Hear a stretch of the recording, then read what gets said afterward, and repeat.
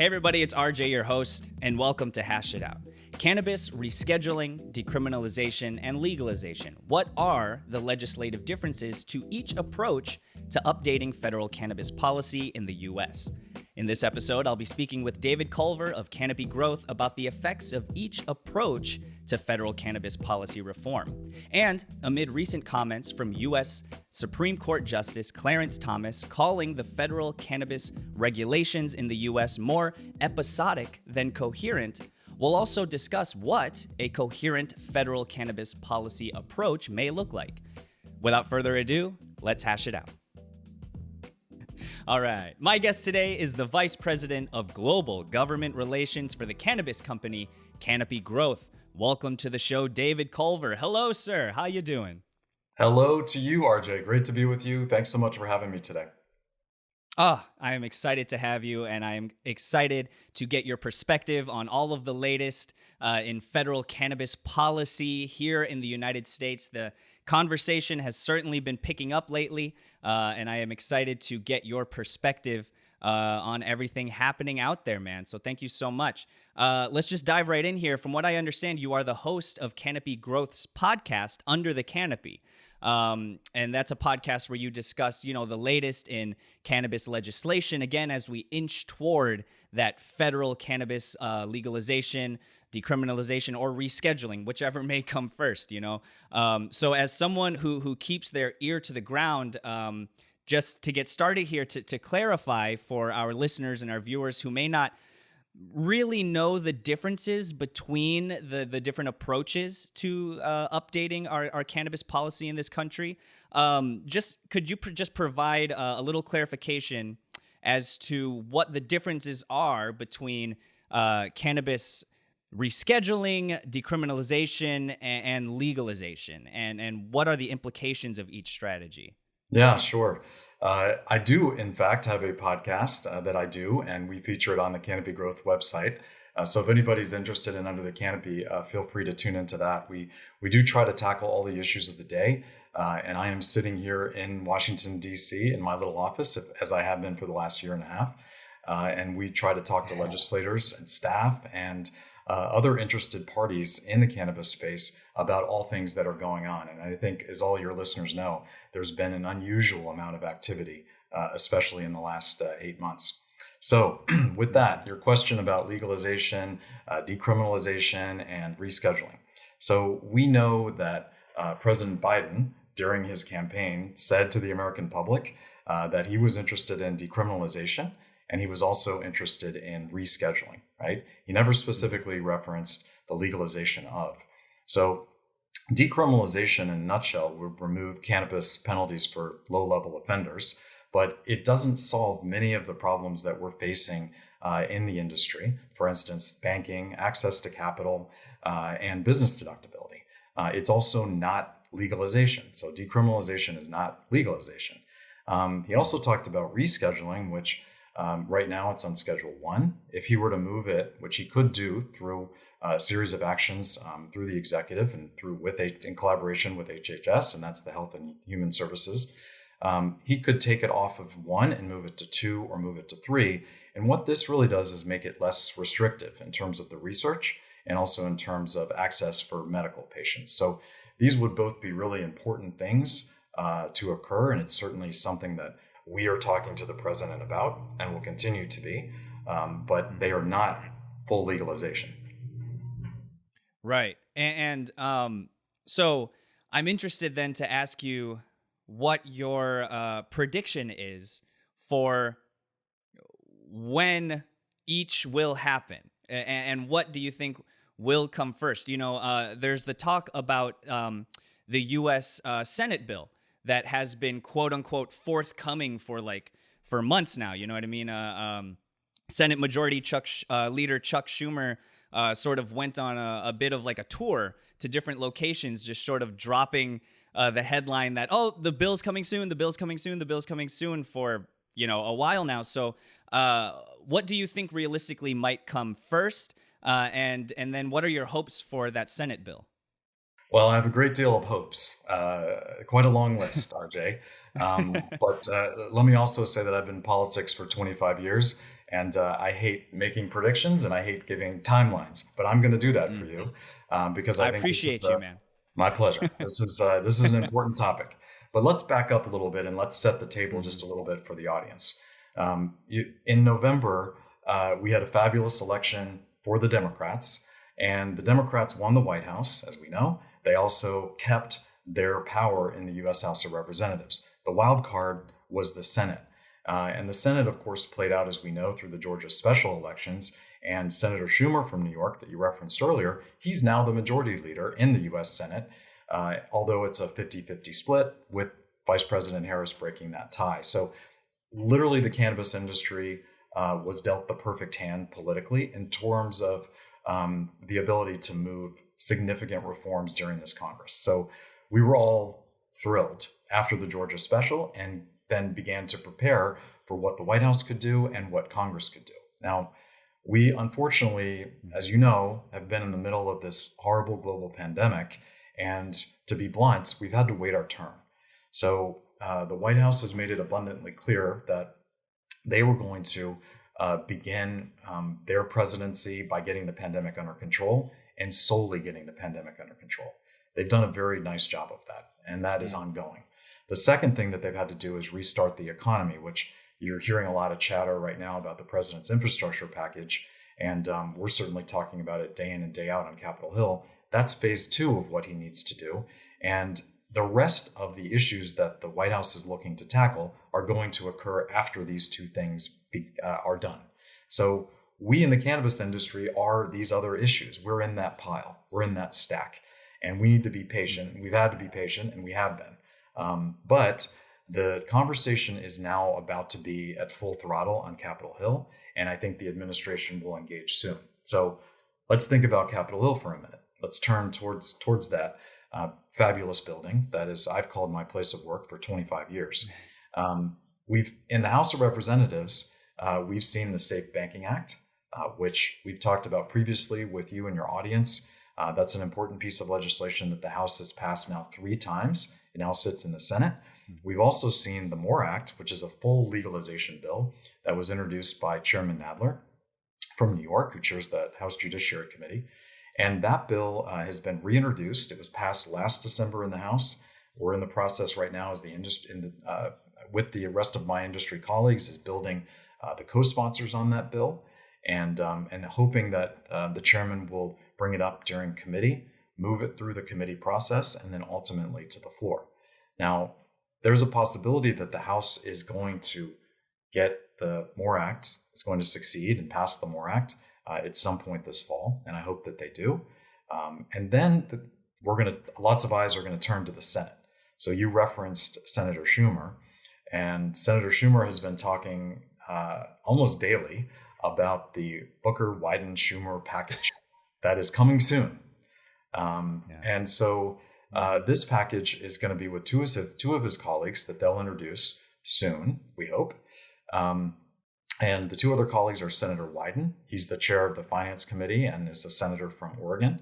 And his committee is going to have a great deal of jurisdiction over this package. The other one is Senator Booker, who I think many of you know. He's been a very strong advocate in the cannabis reform space for some time, and he actually talked at length and very openly about it during his run for president. So all 3 of these members are really crucial in terms of the reform space, and we could not have better advocates. I think the one thing that the Senate package is going to have that's slightly different than what we've seen before is that regulatory structure that would be specific to cannabis. So we can get into that in more detail if you think that would be of interest, but we do expect it to be introduced later this summer, and we expect there to be a comment period for the industry to talk about what they like and what they don't and have a very open conversation. And then we would need to try to move it through regular order in the Senate, which would mean committees, and then, of course, meeting the 60-vote threshold on the Senate floor. Right, right. And speaking of, you mentioned having good advocates for this type of legislation. So jumping from that forthcoming Senate bill to the MORE Act, in terms of good advocates, the MORE Act has recently got a large advocate in the Amazon Delivery Corporation. I'm not sure if you've heard of them, but they announced that they're going to stop testing their employees for cannabis, and went public with their support for the MORE Act. So, what are your thoughts on the implications of that? And is a corporation such as Amazon, would they fall under that good advocate umbrella of yours? Yeah. Well, I was also thrilled to hear the news out of Amazon. We have spoken to their government relations team about the MORE Act. They are, as you said, going to engage on this with all of their advocacy powers that they've got here in DC, and we are absolutely thrilled to have them suited up and on the battlefield with us. So that's number one, and I do think that I'm hopeful that we'll be able to harness Amazon as well as we begin the discussions in the Senate. Again, they're a very important voice here inside the Beltway. So that's a great development just from the shoe leather lobby campaign that we're going to be running on behalf of all cannabis reform efforts. The second thing I'll mention related to Amazon is that this is a first step for a Fortune 500 to take. And I do think that there's going to be others that start to look at it. We saw GM last week, General Motors, that also is taking a glance at this. We'll see where they end up. I'm talking about this on a regular basis, but this really helps to normalize the conversation about cannabis. And I think that there may even be one step further that we could potentially take. And I'll unveil this idea to you and your audience, which is, do we talk to corporate America about the notion of expunging records of nonviolent cannabis-related offenders that are looking to get into the workforce? So you've harnessed their personal data, they're coming in, you said you're not going to be drug testing. How difficult would it be for corporate America to actually help expunge records? And is that something that they have appetite to do? I think this would be something really important that they could do at the state level. And I don't think that there would be a significant cost to it, and something that I'm going to start talking a lot more about, writing a lot more about. And I hope I get some traction on this issue. But the Amazon announcement, in my mind, is a turning point, a tipping point, and I certainly hope that others follow their lead. Certainly. And you mentioned at the top of our conversation that you have a lot of hopes, which is great to have, great to take with you. Do you have high hopes that these big companies would be open to a notion such as that? I really do. I think that Amazon is they set the precedent on a number of different areas. They have previously. I think they're going to continue to, and this is one of them. So I feel like as I begin to make my rounds here in Washington, D.C., with my colleagues that are representing big Fortune 500 companies in corporate America, that there's going to be the appetite to get on board with this effort. You also have to think about the difficulty that a lot of corporations are having right now in filling the entry-level positions that they've got.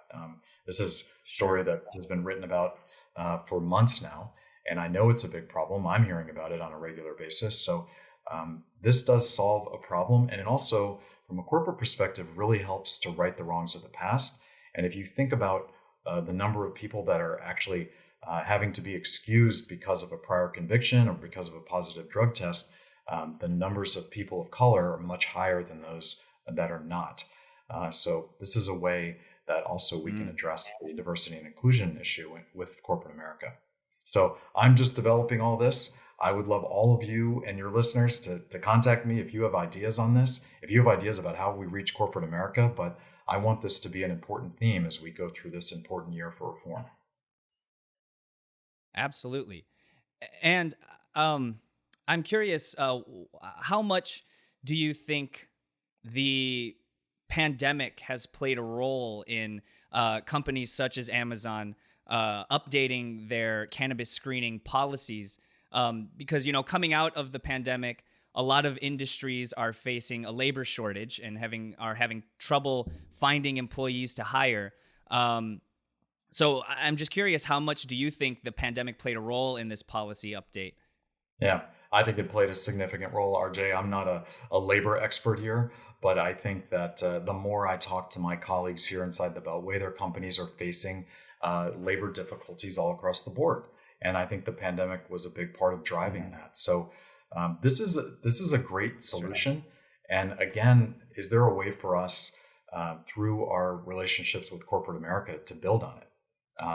And not to be too selfish as a cannabis advocate, but I that's my job, is to be selfish. And I think that if we can get to the right people and elevate this discussion, then I think there's going to be a lot of corporations that are interested in following suit. So, Supreme Court Justice Clarence Thomas said, quote, petitioners have found that the government's willingness to often look the other way on marijuana is more episodic than coherent. So for you, what are the bullet points to a truly coherent federal cannabis policy approach? Yeah, that's a great question. And I'm glad you asked it, because it's something that I've been working on and Canopy's been working on, and many of my colleagues here in DC have been working on for multiple years. One of the things that has not been formally addressed and put out for comment has been a regulatory structure that's specific to cannabis. So we are not beverage alcohol. We are not tobacco. We are a very unique industry, and that requires a very unique set of regulations. Now, I think that there's some lessons that we can take away from alcohol. There's some lessons that can be taken away from other industry as well. But if you think about alcohol just as a starting point, there's a relationship between the Food and Drug Administration and the Tax and Trade Bureau within the Treasury Department that is the federal oversight. So alcohol doesn't have any, there are no pharmaceuticals, obviously, in the alcohol space, but there are in cannabis. So FDA is going to need to keep control of that pharmaceutical lane. But then we also have the adult use piece of cannabis. We also are going to have a federal excise tax once legalized associated with cannabis. So all this needs to be thought through. And we really need to make sure that when this Senate package comes out, and I believe that the Senate package is going to have a lot of these details within it, but that comment period that I referenced earlier is the time for the industry and other experts in the field to come out and talk about this regulatory structure that actually would work. What is the federal oversight that will work for cannabis, that doesn't disrupt state markets, that allows for states to retain the bulk of the control around the regulations of cannabis, just like in beverage alcohol? But what makes sense at the federal level? The other thing I'll mention is that we need to, from my perspective, tackle the really tough issues associated with cannabis in advance of reform. And the tough issues are the same ones in many aspects that beverage alcohol has been dealing with for decades, which is responsible consumption. What is that? Yes. How do you define it? How do you talk about it? Number two would be keeping the roadways safe. So we have a breathalyzer for beverage alcohol as a roadside test, but we don't have one for cannabis. And cannabis is different because it stays in your system a lot longer. But how do we tackle the whole notion of drug driving to make sure that we're protecting our roadways? And of course, then we have the underage issues to make sure that we keep it out of the hands of kids. So it's a lot of safety and responsibility issues that I really hope the sharpest minds in the industry come together, especially as we're going through this discussion in the Senate, to make sure that those items are addressed and addressed properly prior to legalization. So those are my thoughts, and I think that's actually going to dominate a bulk of the conversation once we get into the fall, in terms of doing this the right way and trying to make sure that we're keeping everybody safe and keeping products out of the hands of kids, unadulterated, keeping the roadways safe, et cetera, et cetera. Absolutely. Absolutely. And, we will certainly be keeping our ears and eyes open to all of the latest developments happening in regards to federal cannabis policy in this country. And in the fall, I would love to have you back to rehash it out and see do a little check-in of our progress since we spoke last. That would be awesome. Well, RJ, I would love that. And, I would just say to all of your audience that this cannabis is such a unique issue in that we are, in addition to how fabulous it's going to be on the commercial side of things, and I believe that it will be eventually, we also are dealing with a plant that for the last 50 plus years was used as a critical tool in the war on drugs. And, our nation used this, in my opinion, in inappropriate ways. And it was primarily used to put people of color in jail. So I would just say that we need to also be thinking about, in advance of legalization, of how do we right the wrongs of the past, but do so in a very forward-looking manner? How do we make sure that communities that have been disproportionately impacted by the war on drugs, that those individuals are actually able to take part in this cannabis industry that is going to hockey stick, I believe, over the next 10, 20 years? How do we create wealth for communities of color? So these are all things that I'm thinking about, my company's thinking about, and many others here inside the Beltway. And it's going to be a really important part of the discussion. It already is in the House. I believe it will be in the Senate too. And I think that it's a theme that should carry probably the most weight of anything that we do in terms of cannabis reform. Absolutely. I totally agree. It's essential not to leave anyone behind when it comes to federal legalization in this country, and to really ensure that everyone has that sort of access to the market. We can't forget those who were, getting that good herb to the people before it was legal. You know what I mean? They were, of course, operating in an illicit fashion, but now that we're bringing this into a legal space, it is so important not to leave those people behind. And so, Yeah. I thank you so much, David, for your perspective today. Thank you for hanging with us through some of the technical weirdness. That home studio vibe, is still definitely a home studio vibe, but I appreciate you for coming on and sharing your perspective. Please continue all of the good work, holding those politicians accountable, holding their feet to the fire. Thank you so much. We will certainly be keeping an eye on everything happening. And please continue to be well and stay safe. And hopefully we'll see each other again in the fall. Thank you, RJ. It was so great to be with you. Thanks for having me. David Culver, everybody. Thank you so much for watching, liking, commenting, and subscribing. That is it for Hash It Out, y'all. I am your host, RJ Balde, and I will catch you next time. Peace out.